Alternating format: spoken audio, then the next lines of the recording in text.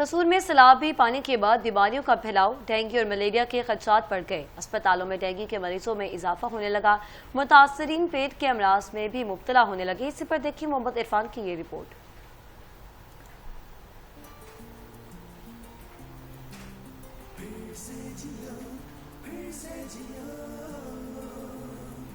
دریائے ستلج میں سیلابی ریلے کے بعد اب پانی واپس لوٹ گیا، لیکن جہاں جہاں پانی جوہڑ کی صورت میں کھڑا ہے وہاں بیماریوں کے نئے خطرات جنم لے رہے ہیں۔ ان علاقوں میں ڈینگی، ملیریا اور پیٹ کی بیماریوں کے ساتھ ساتھ سانپ نکلنے کے واقعات بھی سامنے آنے لگے ہیں۔ سیلاب زدہ علاقوں سے بڑی تعداد میں متاثرین بابا بلے شاہ اسپتال کا رخ کر رہے ہیں، جہاں ان کے علاج کے لیے انتظامیہ نے خصوصی اقدامات کر رکھے ہیں۔ ایم ایس بابا بلے شاہ اسپتال ڈاکٹر کیپٹن اسد اکرم نے میڈیا سے بات کرتے ہوئے بتایا کہ ڈینگی کے مریضوں کے لیے الگ وارڈ قائم ہے، لیبارٹری میں تشخیص کی تمام سہولیات موجود ہیں، اسپتال میں اینٹی سنیک بائٹس کے انجیکشن دستیاب ہیں۔ ہمارے پاس سب سے پہلے تو جو ڈائگنوسس ہے، تشخیص، اس کے لیے ہماری لیبارٹریز کے لیے تو ہم نے آئسولیشن وارڈز بنائے ہوئے ہیں ڈینگو کے، اور اسپیشل عملہ وہاں ڈپلوٹ کیا گیا ہے۔ ہمارے پاس اینٹی سنیک وینم جو ہے، جو سانپ کا جو انجیکشن ہے، وہ وافر تعداد ہے۔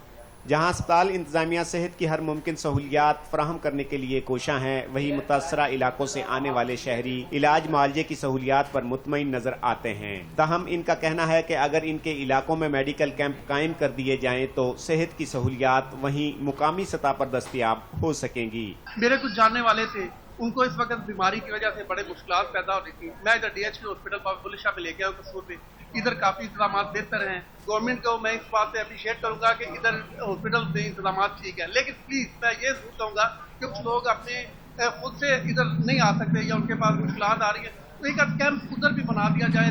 سیلاب سے بچ نکلنے والے شہری اب بیماریوں کے نئے چیلنجز سے نبرد آزما ہیں۔ بابا بلے شاہ اسپتال میں علاج کی سہولیات تو دستیاب ہیں، لیکن اصل ضرورت یہ ہے کہ متاثرہ علاقوں میں میڈیکل کیمپ قائم کیے جائیں تاکہ شہریوں کو صحت کی سہولت ان کے دروازوں پر مل سکے۔ کیمرہ ٹیم کے ساتھ محمد عرفان میو، 7 نیوز، قصور۔